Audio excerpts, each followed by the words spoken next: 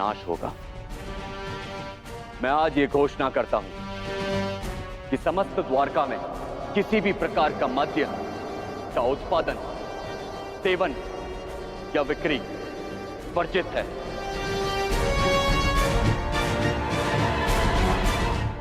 और रही बात इस मूसल की, तो इसका उपाय है मेरे पास।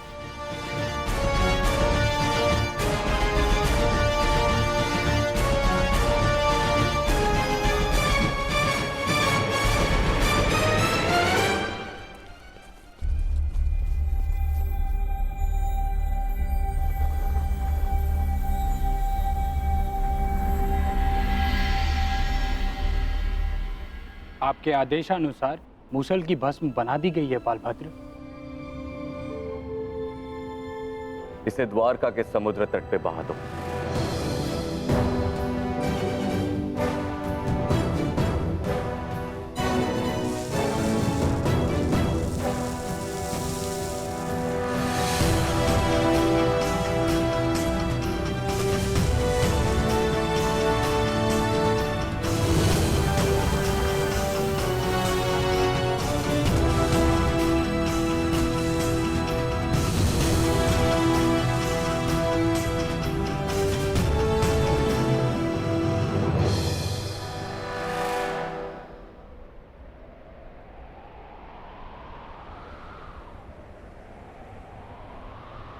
दाऊ, हमारे कर्म ही हमारी नियति निर्धारित करते हैं, केवल सांब के कर्म ही नहीं। कुछ श्राप हैं। मैं तुम्हें श्राप देती हूँ कि जिस प्रकार तुमने मेरे कुल का अंत किया है, उसी प्रकार तुम्हारे कुल का अंत भी होगा। और कुछ पाप भी जो द्वारिका की नियति बनाएंगे। चक्रवात से घर के धराशायी होने का भय हमेशा रहता है कृष्णा। इसका अर्थ ये नहीं कि मनुष्य अपने घर की नींव सुदृढ़ ना करे।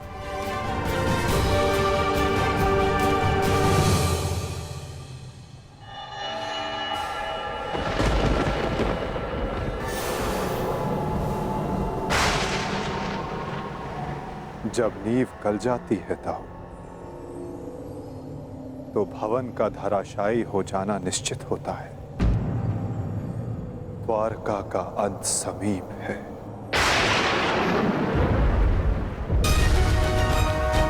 नहीं कान्हा, मेरे रहते हुए ऐसा नहीं होगा।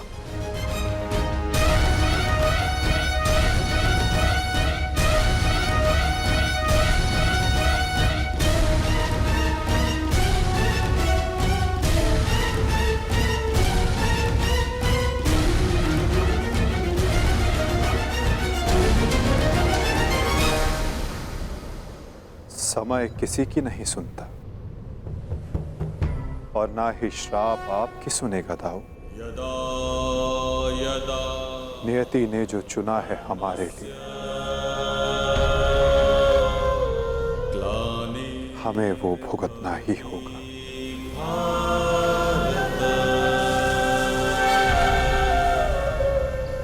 अभ्युत्थानम् अधर्मस्य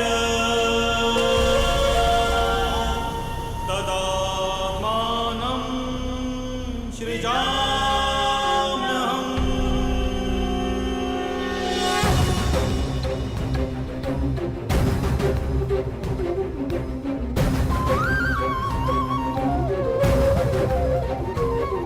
हर एक सरकंडे में एक आहुति छिपी है दाऊ। किसी की मृत्यु तो किसी की मुक्ति।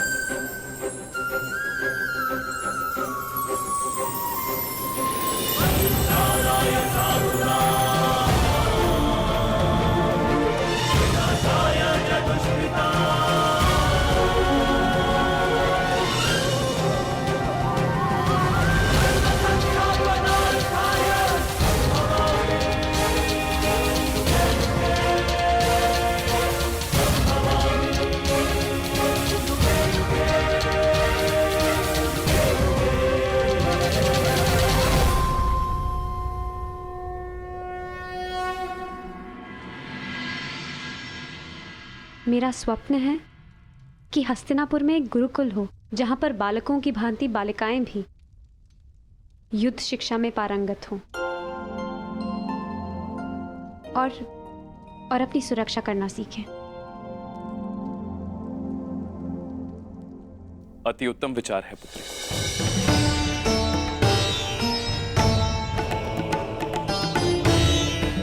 प्रणिपात, प्रणिपात, प्रणिपात।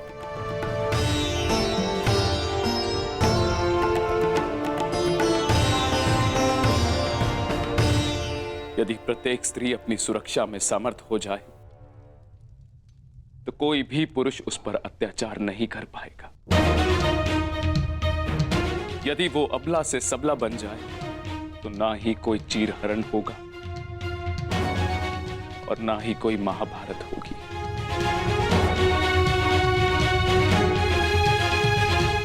ज्येष्ठ पिताश्री, आपने स्मरण किया? हाँ पुत्र, एक महत्वपूर्ण निर्णय लिया है जो मैं तुम्हें बताना चाहता था।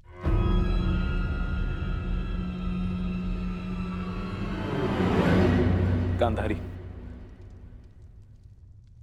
जीवन का हर चरण देख लिया पुत्रों, परंतु अब वानप्रस्थ करके संन्यास ग्रहण करने का समय आ गया है।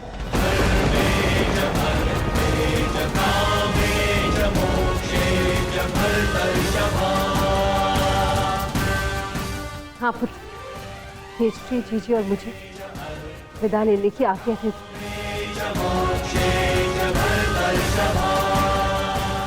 प्रस्थान? किंतु अचानक ऐसे? क्या हुआ माता? कोई समस्या हुई है या हमसे कोई भूल हुई है जिससे आपको कष्ट पहुंचा है? नहीं पुत्रों, तुमने और द्रौपदी ने अपना कर्तव्य कुशलता से पूर्ण किया है और अब हमने निर्णय लिया है कि हम तीनों वानप्रस्थ के लिए प्रस्थान करें।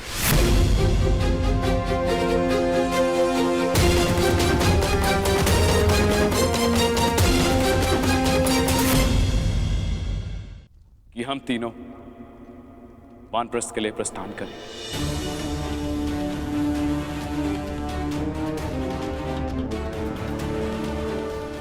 पुत्र का मोह आपको जाने भी नहीं देना चाहता और पुत्र का धर्म आपको रोक भी नहीं सकता। आप सबके तप संचय को रोकना भी पाप होगा।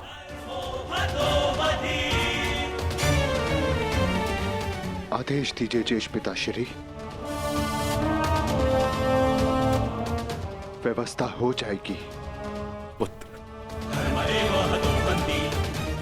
मुझे तुम पर गर्व है।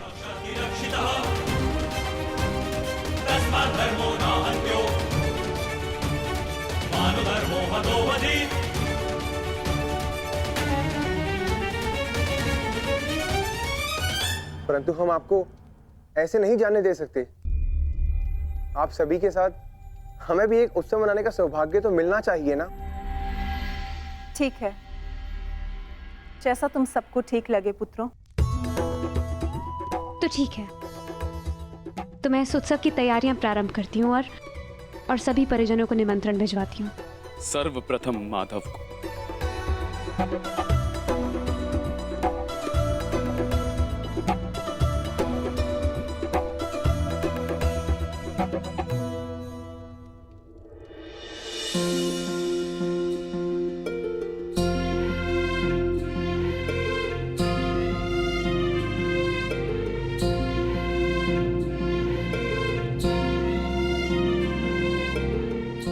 सखी ने निमंत्रण दिया है, स्वीकार करना ही पड़ेगा।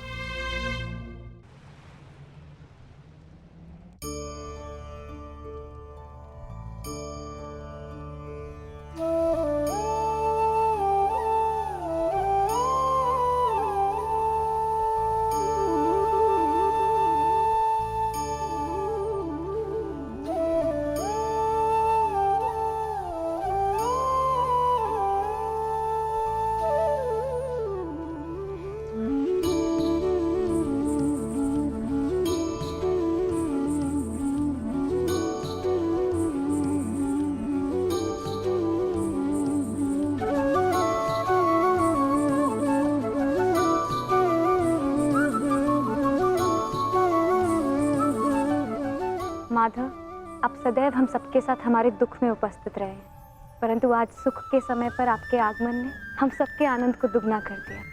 मेरी सखी मुझे निमंत्रण दे और मैं न आऊं?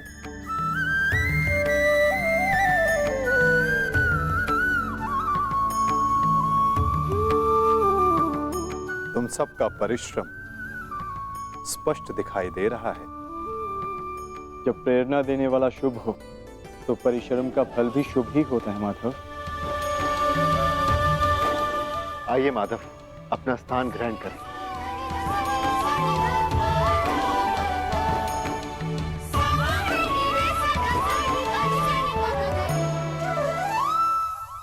सांब के साथ जो हुआ, हमें उसका समाचार मिला माधव।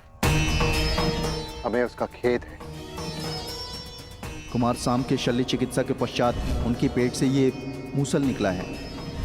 समय का चक्र और नियति को कोई नहीं रोक सकता धर्मराज।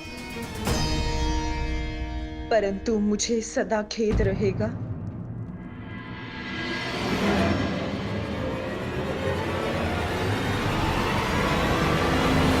ये नियति मेरे ही श्राप के कारण आई है वासुदेव।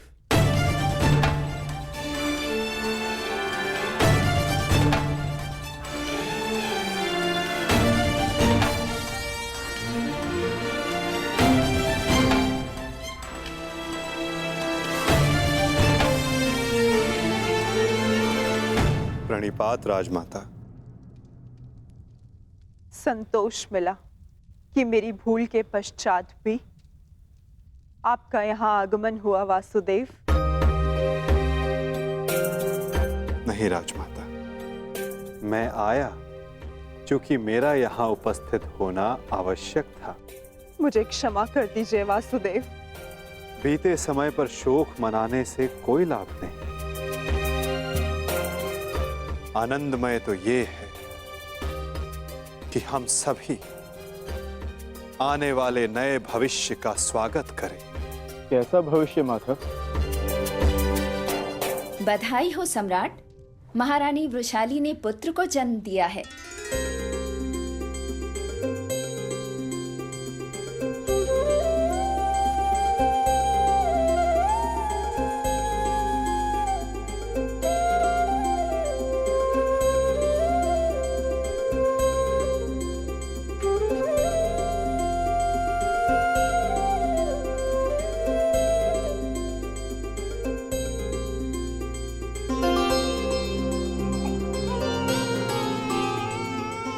आंखों में इसके पिता की भांति तेज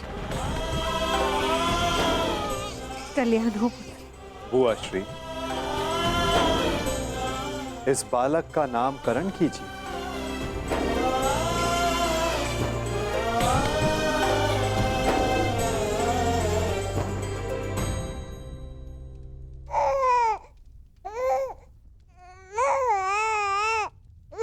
नहीं माधव, ये कार्य आपका है।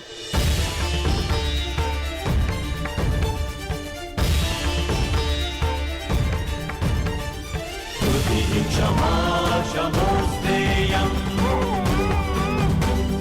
शौचमिन्द्रिय निग्रहा। क्षमा क्षमोस्तेयम् शौचमिन्द्रिय निग्रहा।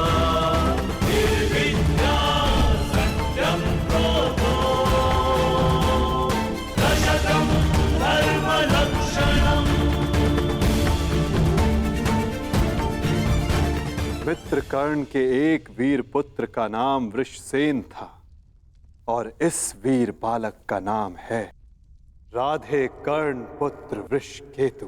वृषकेतु वृषकेतु वृषकेतु।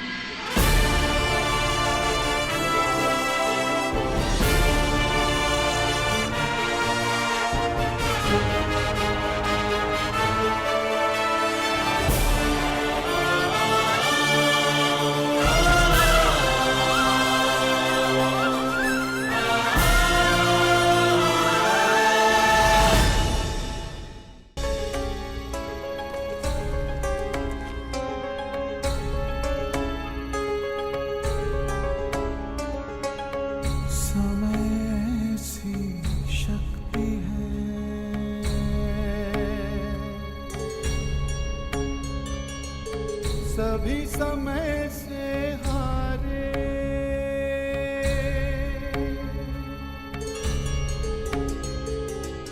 समय सी शक्ति है, सभी समय से हारे। राजा हो या रंग सभी बनते रहे बेचारे। समय बड़ा महान है इस जग में, समय बड़ा महान, समय बड़ा महान है इस जग में, समय बड़ा महान, समय बड़ा महान है इस जग में, समय बड़ा महान, समय बड़ा महान है इस जग में, समय बड़ा महान। 18 वर्ष पश्चात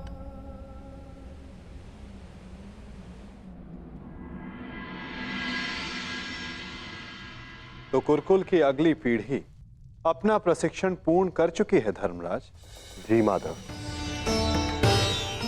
परीक्षित और वृषकेतु दोनों ने दीक्षा प्राप्त कर ली। अब सत्ता को अगली पीढ़ी में हस्तांतरित करने का समय आ गया। परंतु माधव महाराज,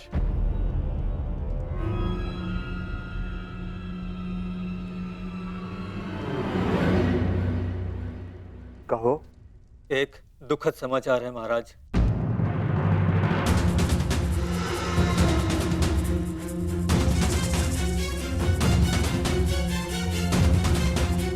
अभयदान दिया, बोलो क्या समाचार है?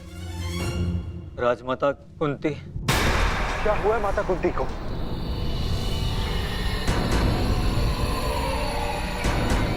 वो कुशल तो है ना? जिस वन में राजमाता कुंती, महाराज धृतराष्ट्र और महारानी गांधारी निवास कर रहे थे, वहां भयंकर अग्निकांड हुआ है।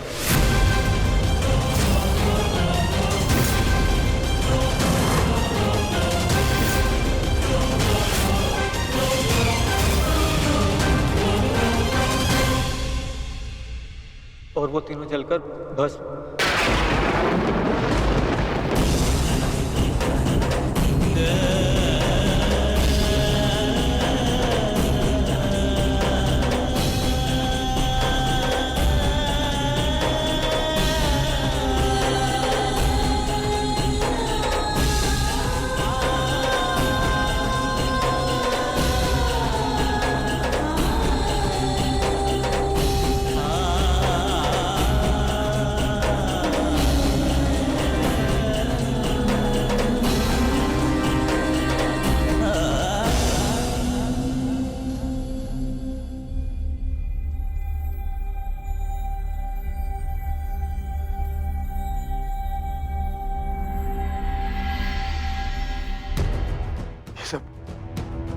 ये सब क्या हो गया माधव? अचानक इस बात क्या हो गया?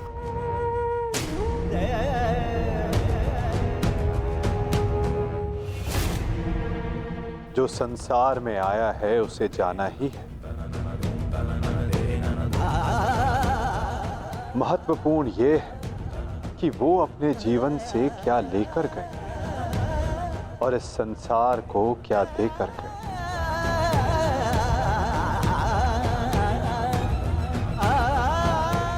एक वृक्ष की जब पत्तियां झड़ती हैं तो वो वृक्ष पत्तियों के झड़ने का शोक नहीं मनाता, अपितु नई पत्तियों का स्वागत करता है, नवजीवन को आगे बढ़ाता है।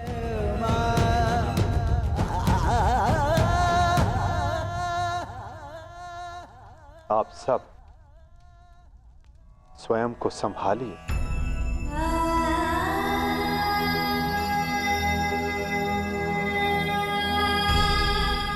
आप स्वयं को संभालो।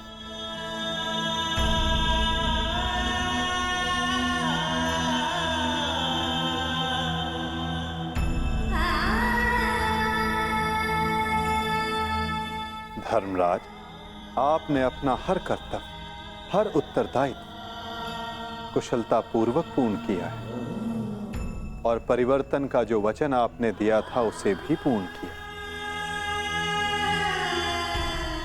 और अब ये समय दुख मनाने का नहीं, अपितु अपना उत्तरदायित्व पूर्ण करने का है धर्मराज।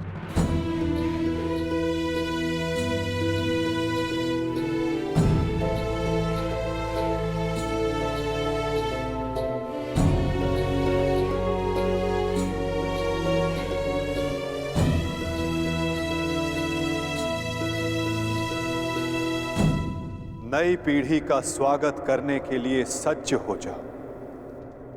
समय आ गया है कि हस्तिनापुर के नए युवराज को प्रजा के समक्ष प्रस्तुत किया जाए।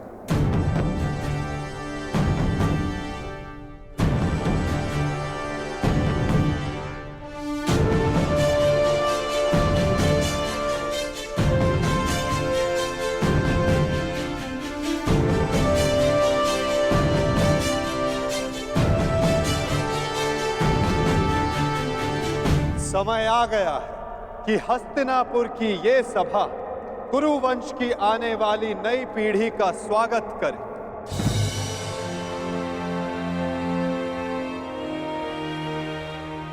हस्तिनापुर के 2 महारथी, 2 युवराज,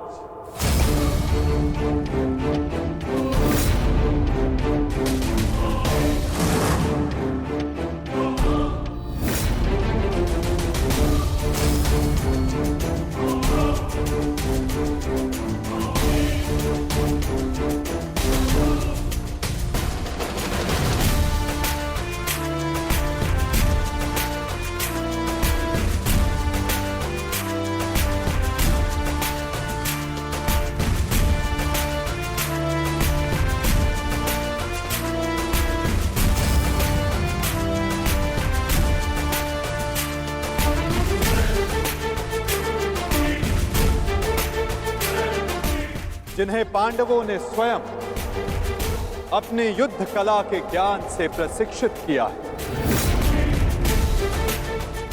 जिन्हें महाधनुधर अर्जुन ने धनुर्विद्या सिखाई,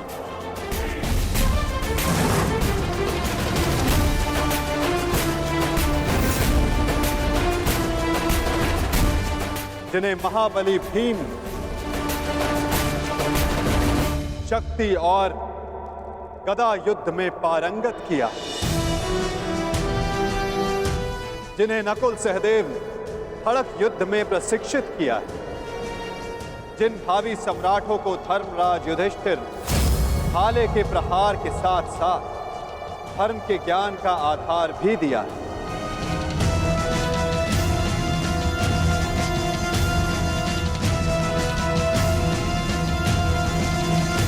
अब भारत के नए शासक तैयार हो चुके हैं।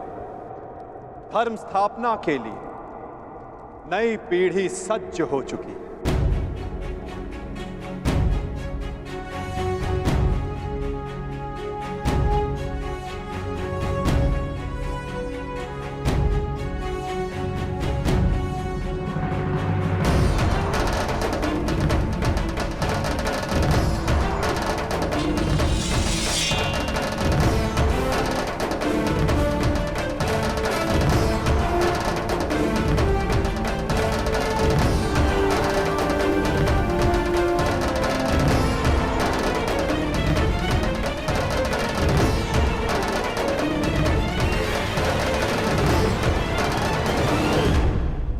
तो स्वागत कीजिए अभिमन्यु पुत्र अर्जुन पौत्र युवराज परीक्षित का।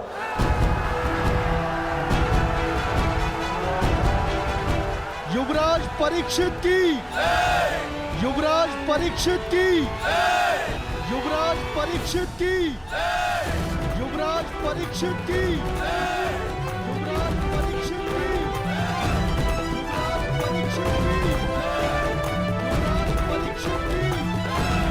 युवराज परीक्षित की।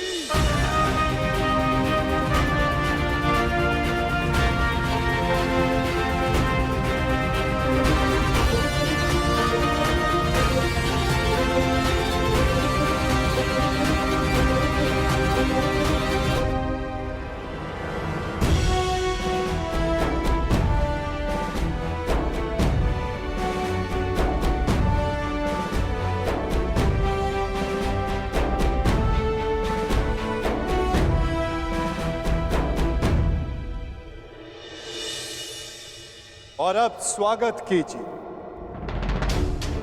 राधे कर्ण पुत्र युवराज वृषकेतु का। युवराज वृषकेतु की, युवराज वृषकेतु की, युवराज वृषकेतु की, युवराज वृषकेतु की, युवराज वृषकेतु की, युवराज वृषकेतु की, युवराज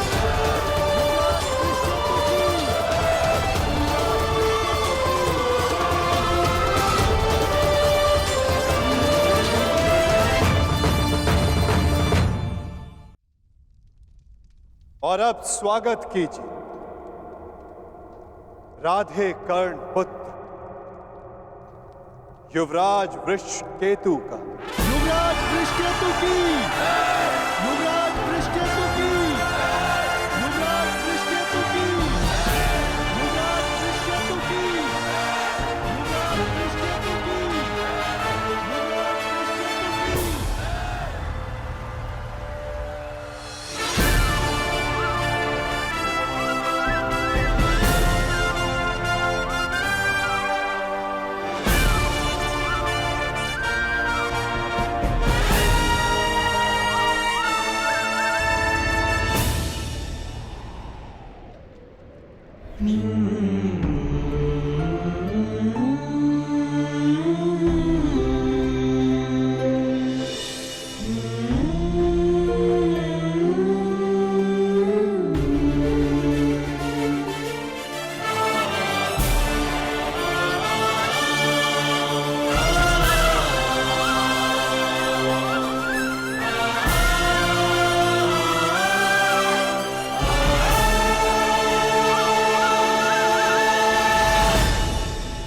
इन्होंने अपना कर्तव्य पूर्ण किया धर्मराज, अब आप अपना कर्तव्य पूर्ण करें।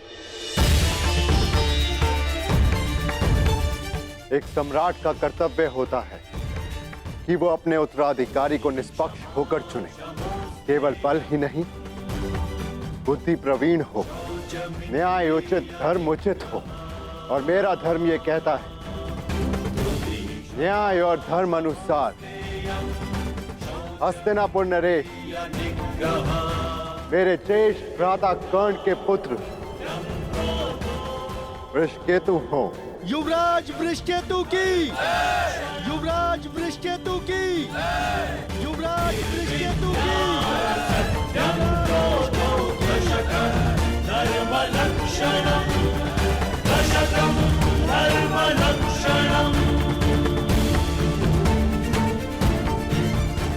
काकाश्री,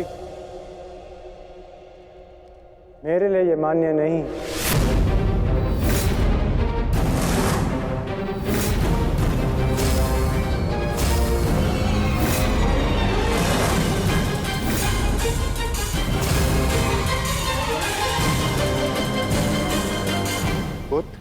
सम्राट, आपका न्याय उचित है, परंतु परीक्षित मुझसे ज्येष्ठ हैं, इसलिए न्याय अनुसार और धर्म अनुसार हस्तिनापुर के सम्राट केवल और केवल परीक्षित ही होने चाहिए।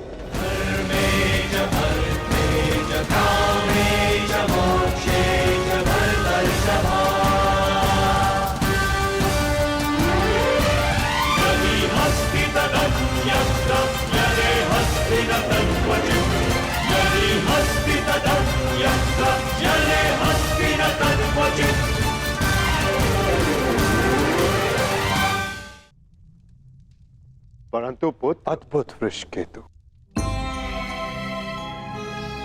ये त्याग केवल कर्ण पुत्र ही कर सकता है।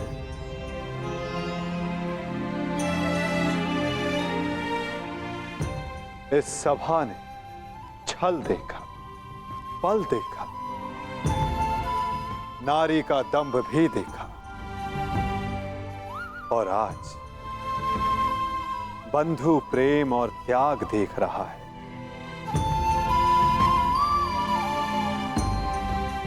सच में परिवर्तन का जो स्वप्न अंगराज कर्ण ने वर्षों पूर्व देखा था, वो परिवर्तन आज दिख रहा है।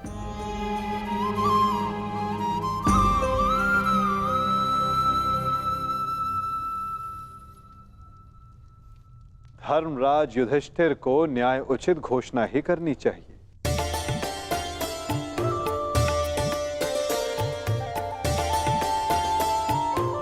जैसी आपकी आज्ञा माधव।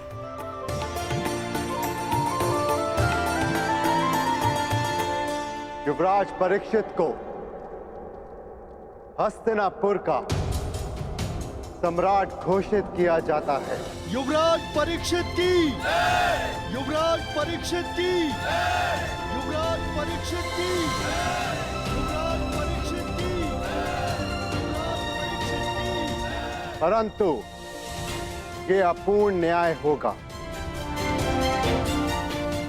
न्याय उचित यही होगा कि अंग पर ज्येष्ठ कर्ण के पश्चात अधिकार वृषकेतु का है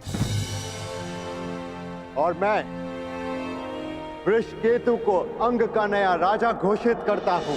महाराज वृषकेतु की, महाराज वृषकेतु की, महाराज वृषकेतु की।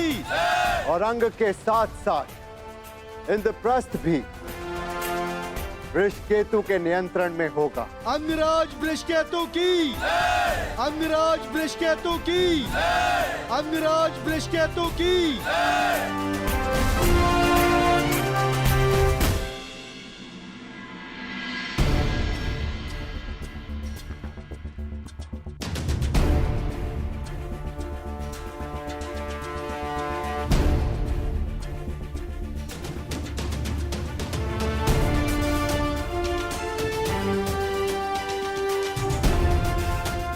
सच हो। मैं तो आरंभ से ही सज हूं।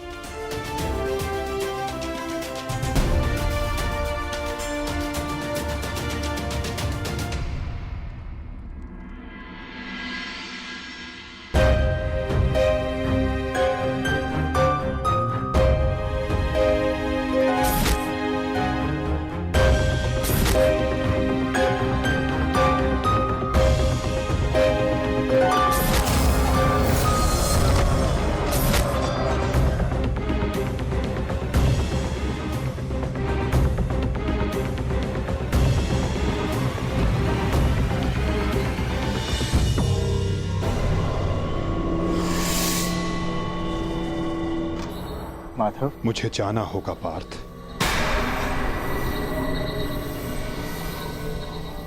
परंतु माधव। नहीं पार्थ, नियति मुझे पुकार रही है।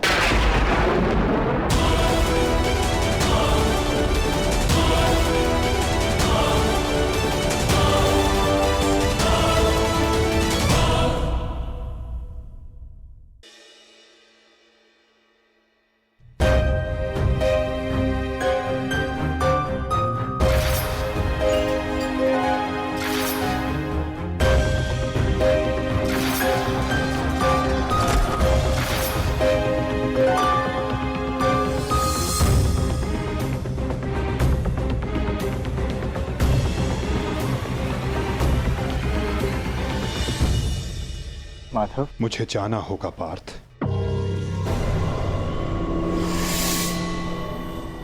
परंतु माधव। नहीं पार्थ, नियति मुझे पुकार रही है।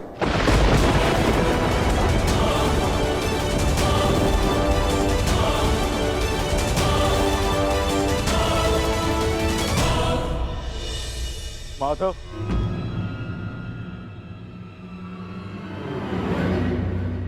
आपने बताया नहीं कि अचानक ऐसा क्या हुआ जो आप जा रहे हैं। प्रथम बार आपके मुख पर यह पीड़ा देख रहा। यही तो जीवन है पार्थ। आनंद के साथ पीड़ा, अंधकार के साथ प्रकाश, उत्थान के साथ पतन और निर्माण के साथ विनाश कहीं ना कहीं जुड़ते ही हैं पार्थ। आज हस्तिनापुर में नया आरंभ हुआ है, परंतु मुझे जाना होगा पार्थ, ताकि मैं एक अंत को एक विनाश को रोकने का प्रयास कर सकूं। तो फिर मुझे भी अपने साथ ले चलिए माधव। महाभारत में आपने मेरा मार्गदर्शन किया था और अब आपके मार्ग पर चलना मेरा अधिकार है।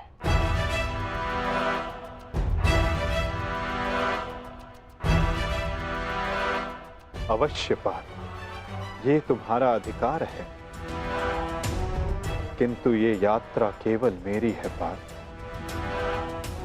ये कर्तव्य केवल मेरा है और मुझे इस यात्रा को अकेले ही पूर्ण करना होगा।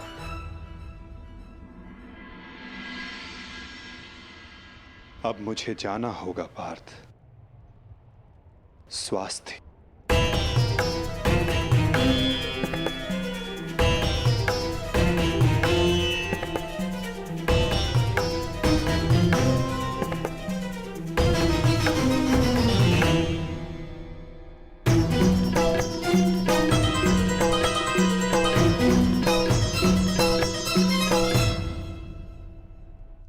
ये क्या कह रहे हो अर्जुन? हाँ ज्येष्ठ, पहली बार मुझे माधव की कोई बात समझ में नहीं आई, परंतु इतना निश्चित है कि कुछ भयावह घटित होने का संकेत दिया उन्होंने मुझे।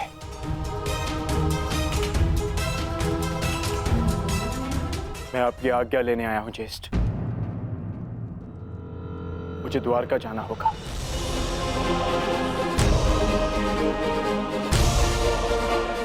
यदि हम माधव के कुछ काम आ सकते हैं तो इससे अधिक सौभाग्य की बात हमारे लिए और क्या होगी। शीघ्र द्वारका पहुंचो।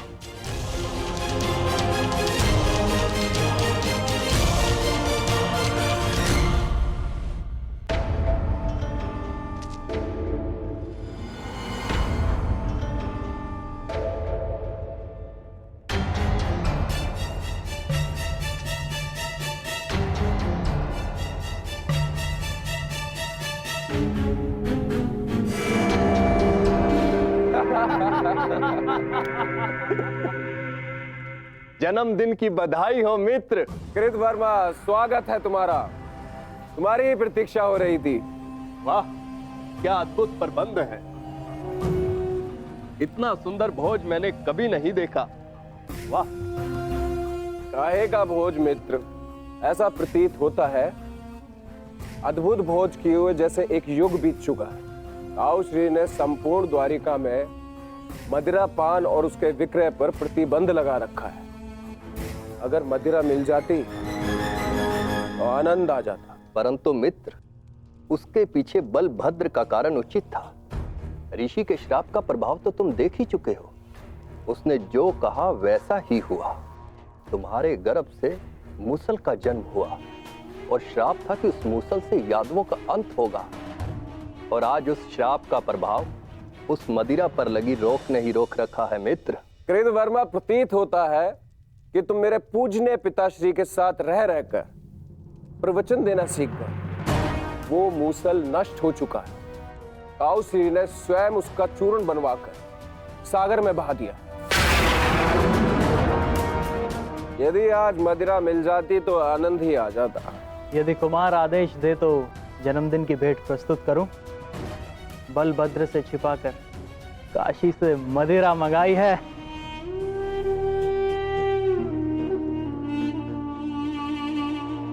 देखा कृतवर्मा, इसको कहते हैं जन्मदिन का उपहार।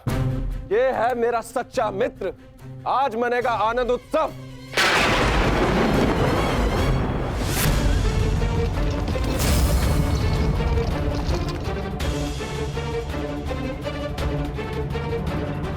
ये मेरे जन्मदिन पर मेरे मित्रों के नाम।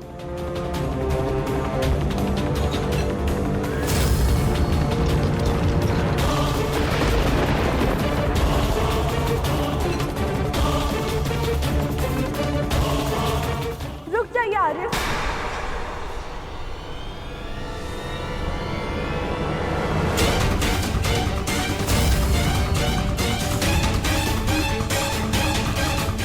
जब काल सामने खड़ा तो उसे जाने को नमस्कार किया जाता, उसका आलिंगन नहीं किया जाता। ये मदिरा काल है आर्य, इसे ग्रहण ना करें। कृतवर्मा, एक बात तो माननी ही पड़ेगी। मेरे पिता श्री वासुदेव महान है। जो उनकी संगति में आता है वो भाषण देना तो सीख ही जाता है। लक्ष्मणा, यहाँ पर स्त्रियों का आना वर्जित है। ये केवल पुरुषों के लिए। राजमहल वापस लौट जाओ।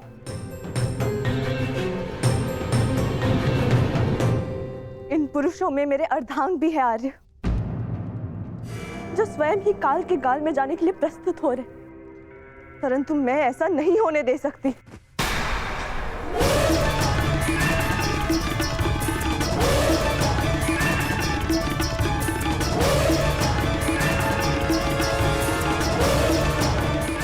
लक्ष्मणा, तुम हस्तिनापुर से हो और इस बात की साक्षी हो कि जब स्त्री पुरुष के मत के सामने क्रोध बनकर खड़ी हो जाती है तो उसके परिणाम अच्छे नहीं होते। जाओ यहां से, राजमहल वापस लौट जाओ।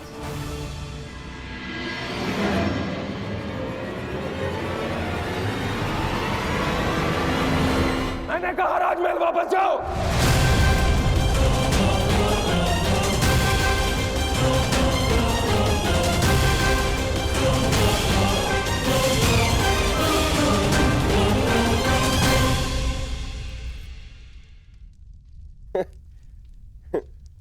शुभ कार्य में विघ्न आते ही है मित्रों।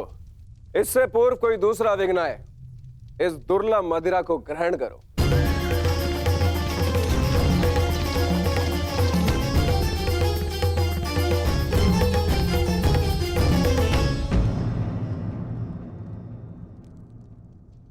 लक्ष्मणा, तुम अपने अश्रु मुझसे नहीं छुपा सकती हो।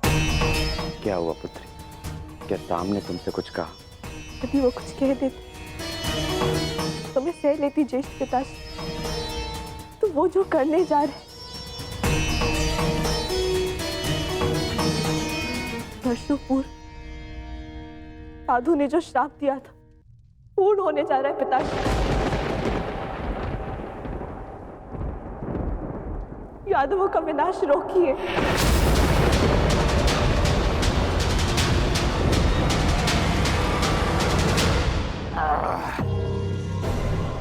अद्भुत! आज मदरा मिली पीने को, वो भी मन भर के। वाह!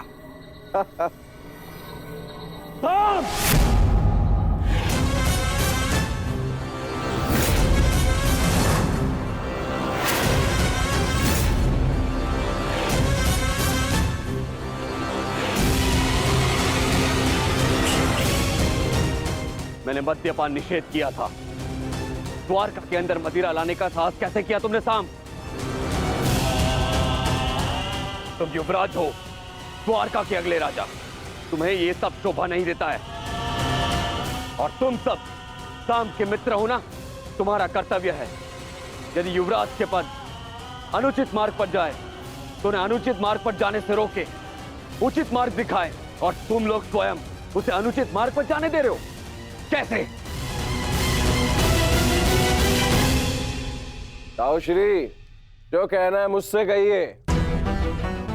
इनसे क्या बात कर रहे हैं जो आपकी आंखों में आंखें नहीं मिला सकते? इनसे प्रश्न करके क्या लाभ? लज्जा नहीं आती तुम्हें साम? बड़ों की आज्ञा तुमने सदा ही टाली है, अब राज आज्ञा का भी उल्लंघन करने लगे। क्या ताऊश्री, हर बात पे रोक टोक। क्या किया आपने अपने समस्त जीवन में? हाँ? दूध पिया और माखन खाया। ताऊश्री, अरे ताऊश्री, मदिरा तो चक्कर देखिए। जीवन का वास्तविक आनंद तो इसमें है। आप मदिरा पिएंगे तो आपको भान हो जाएगा कि अपने अनुज के दाव बनने के अतिरिक्त भी इस जीवन में और बहुत कुछ है। बड़े होकर जन्म लिया आपने, मदिरा पीजिए। अपने बड़े होने के पद का और उसकी शक्ति का भी भान हो जाएगा आपको। लीजिए। साम!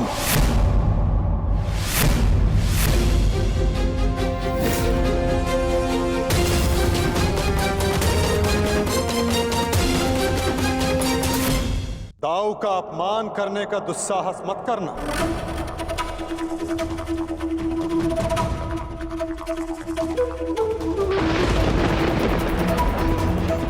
परिहास और उपहास में अंतर होता है साम।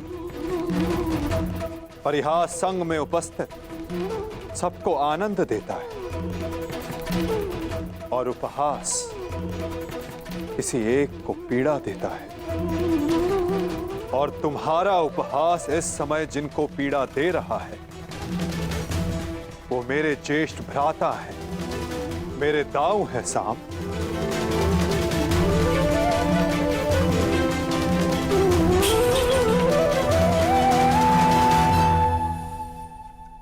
और मैं कौन हूं? हाँ? कौन हूं मैं? पुत्र या कुपुत्र? आपको तो सदैव अभिमन्यु जैसा पुत्र चाहिए था। कभी उसे मामा बनकर सिखाया तो कभी मित्र और सखा बनकर पांडवों को संभाला, परंतु ये भूल गए कि आपका भी एक पुत्र है। स्मरण है आपको? स्मरण है? नहीं, आपको स्मरण है। आपको स्मरण है कि आज आपके पुत्र का जन्मदिन है, परंतु ये भूल गए कि आज के दिन अपने पुत्र से प्रेम से मिलने आना चाहिए, ना कि इस प्रकार कटु मुख बनाकर।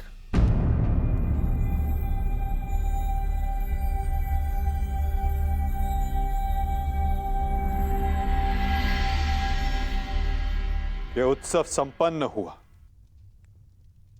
आप सब जाओ यहां से। कोई नहीं जाएगा। ये उत्सव मैंने रखा है और ये कब संपन्न होगा इसे मैं निर्धारित करूंगा।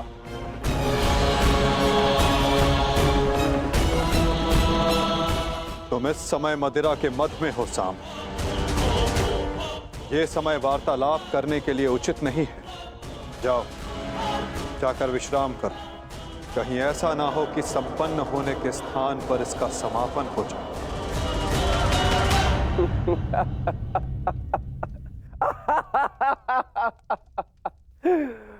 मत में तो अंधे आप भी है वासुदेव। महाभारत की विजय का मत अभी आपके सर से उतरा नहीं है वासुदेव।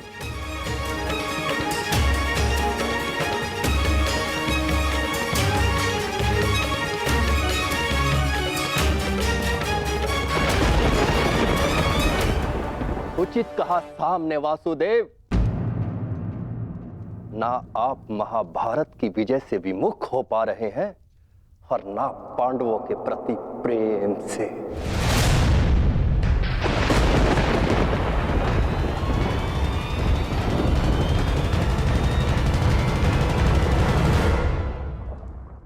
पांडवों से इतना प्रेम था आपको कि अपने ही यादव कुल का ध्वंस कर बैठे।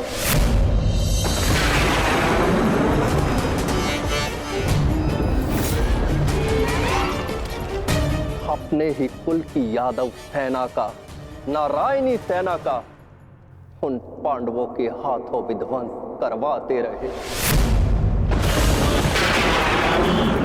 और उस अर्जुन को गीता का ज्ञान दिया और भोले भाले यादवों के रक्त से कुरुक्षेत्र को नहलाते रहे और बताते रहे उस अर्जुन को कहां कौन सा अस्त्र चलाना है। क्यों वासुदेव? क्यों? अपने सखा के लिए, अर्जुन के लिए। क्यों? क्यों इतना प्रिय है वो आपको? क्यों? कभी कभी मुझे लगता है कि ये सखा और ये सखी, ये सब नाटक है।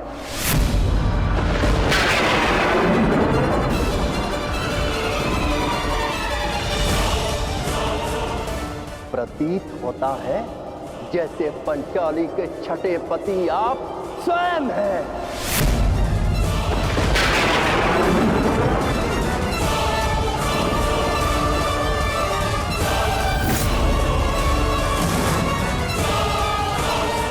कृतवर्मा!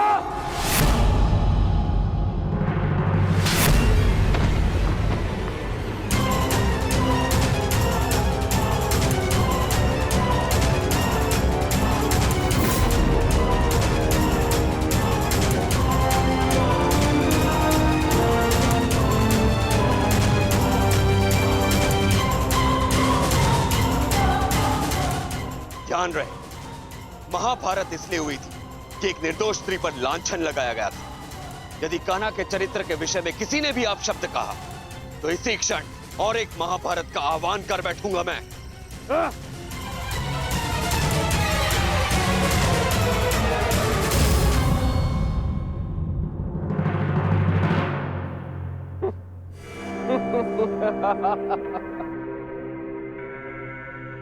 वाह, प्रेम हो तो ऐसा, भाई हो तो ऐसे। एक को कुछ कहो तो दूसरे का हाथ उठता है। परंतु ताउश्री, आप भूल रहे हैं, कृतवर्मा मेरे लिए भाई समान।